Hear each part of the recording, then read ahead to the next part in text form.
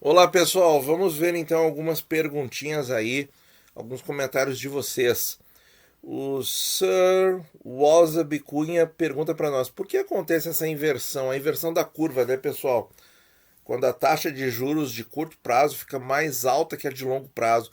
Você já viu acontecer no passado? Sim, todos nós vimos ali entre 2015 e 2016, tá? 14 foi quando começou todo o problema, né? Mas em 15 e 16 era nítido isso, né? Quando a Selic estava em 14,25, nós tínhamos, por exemplo, os IPCA sendo negociado a IPCA mais 6 e alguma coisa, e as inflações projetadas começavam em 10, depois o outono foi 6, mas por vários meses ficou a Selic em 14,25 e o IPCA mais longo pagando IPCA mais 6, a inflação 6, que dava 12, grosso modo, né?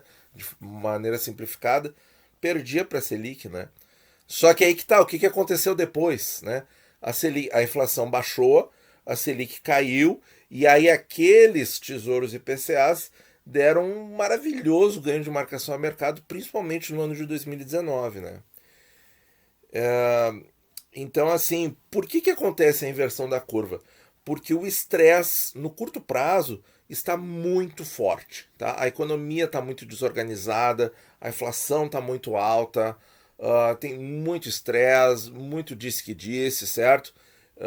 Os agentes financeiros especulando a toda hora, certo? Mudando de posição a toda hora, trocando ativos e tal, aquela coisa. E então por isso que a curva inverte. Então o prêmio exigido de curto prazo fica muito alto, mas se acredita que haverá uma solução no longo prazo. Então por isso que a parte alta da curva não sobe tanto. É por isso que sobe mais o curto prazo, porque o mercado identifica o problema como de curto prazo. O que é curto prazo, pessoal? Até 5 anos, tá? É a definição de livro de curto prazo, certo? Então é isso. Estamos em outra. Se a gente for pensar que quando a Selic começou a subir, que foi em 2013 ainda, né?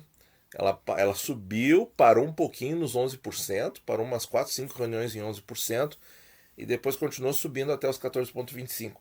Se a gente pensar nesse ciclo inteiro, foram aí uns 4, 5 anos, né? Então, né, pessoal, a gente tem que estar preparado. Não adianta, tesouro direto é a longo prazo, certo? Pablo, comecei a investir no tesouro neste mês, estou investindo pesado no 45, meus planos são para marcação a mercado, mais alguém fazendo o mesmo?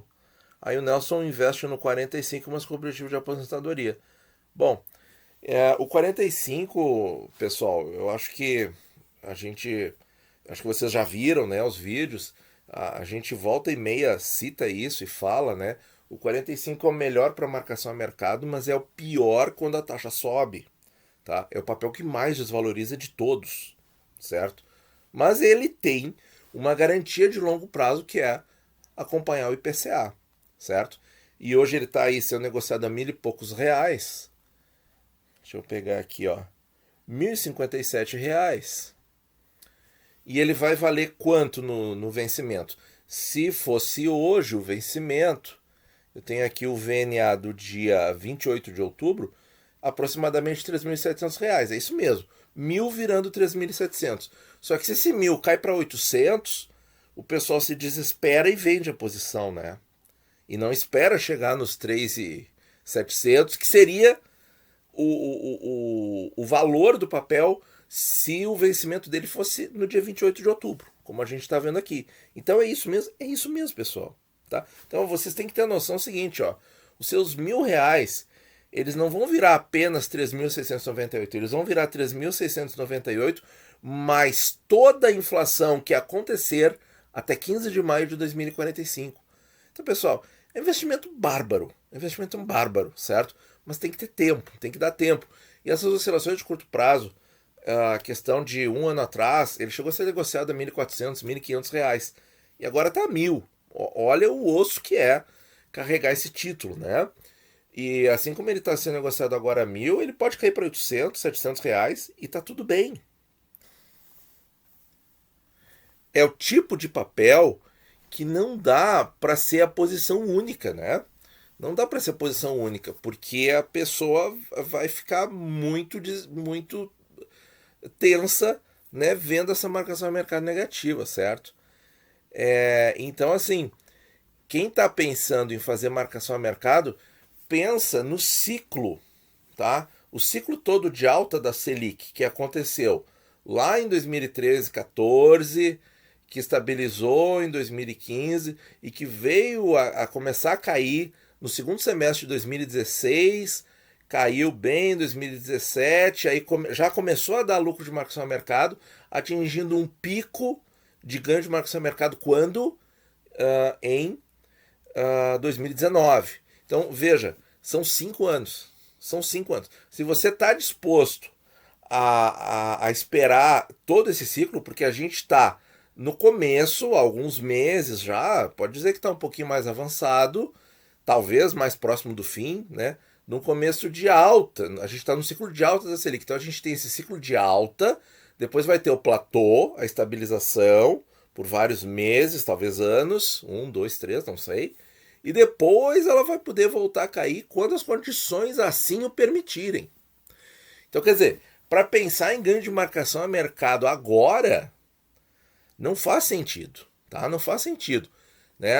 Não dá para chegar, pessoal, e eu chegar aqui e gravar um vídeo, tá?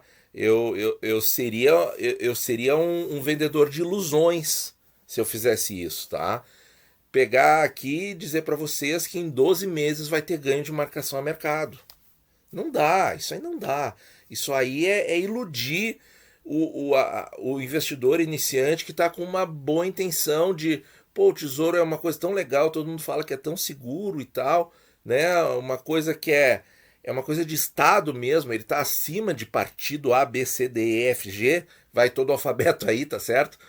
Então, assim, é uma coisa legal. Só que aí, né, chegam certas pessoas e falam, não, em 12 meses, se a taxa cair de 5,5 para 4, só um pouquinho, vai estudar o ciclo da Selic em primeiro lugar, vai estudar o ciclo da inflação, vai ver quanto tempo as coisas demoram para resolver. Isso eu não estou falando para o Pablo nem para ninguém que está aqui, mas para esses caras, sabe, que ficam vendendo ilusões aí e iludindo investidores de boa fé bem intencionados. Então, assim, ó, quem está pensando em marcação a mercado no IPCA 45 tem que estar muito atento a esse ciclo inteiro da Selic, que pode levar 5 anos para se resolver, tá? Que está muito ligado à inflação. Bom, a gente tem um componente pesado da inflação vindo de fora? Tem. Assim como tem um componente pesado vindo de dentro também, do Brasil, né? Tem muito ruído. E pode ser que o componente de fora acabe antes desses 5 anos. Pode. Pode, não sabemos. Mas assim, é aquilo que eu falei, né? Acreditar que em 12 meses, na boca da eleição, a gente vai estar com uma belíssima marcação a mercado é ignorar o ciclo da Selic, o ciclo de resolução da inflação. Aí o Pai Almito fez um comentário muito bom aqui, ó. Recebeu 10 likes, vamos ser o 11º nesse momento. Estou fazendo aportes mensais e até semanais, praticamente 100% em PCA 26. Mas olha só, você tem um título só, mas você tem aportes vários ao longo do tempo. Então você está bem diversificado em taxa e tempo. Até porque quero algo seguro e planejado para 2025-27. Onde guardar a grana de forma segura, ações, criptos, FIIs, vejo muito risco e incerteza. Então quando sobra, IPCA 26. É isso aí, acho uma excelente escolha. Claro que eu sou enviesado pela minha preferência no Tesouro Direto, isso é óbvio. O Guilherme aqui, onde será que essas taxas vão parar? Olha, talvez 6%, 6, 6,5% seja um bom palpite, mas não é nada mais do que um palpite, hein? Quando vendo um título, qual é vendido primeiro? Essa pergunta é recorrente. É o que você comprou primeiro. Primeiro que entra, primeiro que sai, como o Vini falou aqui. Isso aí é regra do tesouro. Não tem como mudar isso. A Luísa Campos pergunta para nós: tem uma dúvida. Quem comprou IPCA 26 a 3%, o que deve fazer? Melhor permanecer ou reinvestir? Olha, eu vou dizer assim, em termos gerais, né? Porque a gente não pode fazer recomendação de investimento. Mas o IPCA 26, o que acontece quando a gente reinveste e a taxa está subindo, né? Quando a gente reinveste e a taxa está subindo, a gente melhora a nossa taxa média. Isso é uma coisa legal de fazer, certo? Quanto a manter o investimento, tranquilo, você vai receber IPCA mais 3%.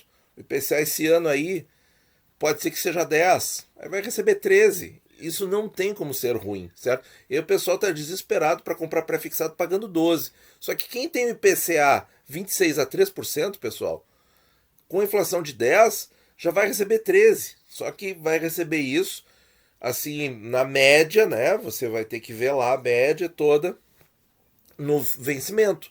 Você vai ver que o valor vai corresponder exatamente a isto, certo? Então, assim, ó, quem tem um IPCA 26 mais 3, com inflação de 10, mas nem se coça para olhar o prefixado a 12. Nem pensa nisso, certo? Você já tem coisa muito melhor.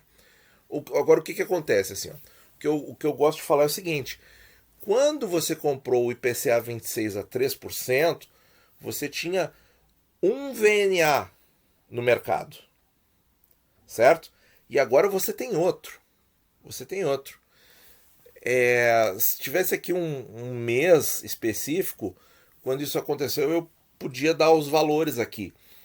Mas assim, quando o IPCA 26 estava sendo negociado a 2%, o VNA estava na casa de R$ 3.300. E hoje ele está na casa de R$ 3.700. Certo? Então quer dizer, quem está mantendo o papel está acompanhando o VNA, está vendo que o seu investimento lá no vencimento vai chegar nesse valor. E é como eu falei outro dia. Como é que eu tenho certeza disso?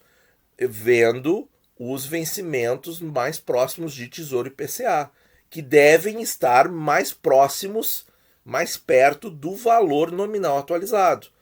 Valor nominal atualizado na casa de 3.700, então o IPCA 24 tem que estar valendo mais que o 26 porque ele está mais perto do vencimento. E olha aqui, 3.179 versus 2.845. Tá aí, pessoal. Não tem erro, certo? Não tem erro.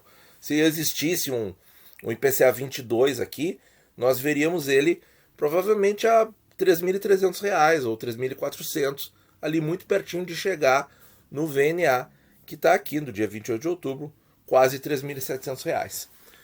Bom, pessoal, acho que foram dúvidas muito boas aí. Já temos um tempo legal de vídeo para a plataforma, né? A plataforma gosta de vídeos assim de 8, 10, 12 minutos. Eu acho que não cansa demais a audiência, certo?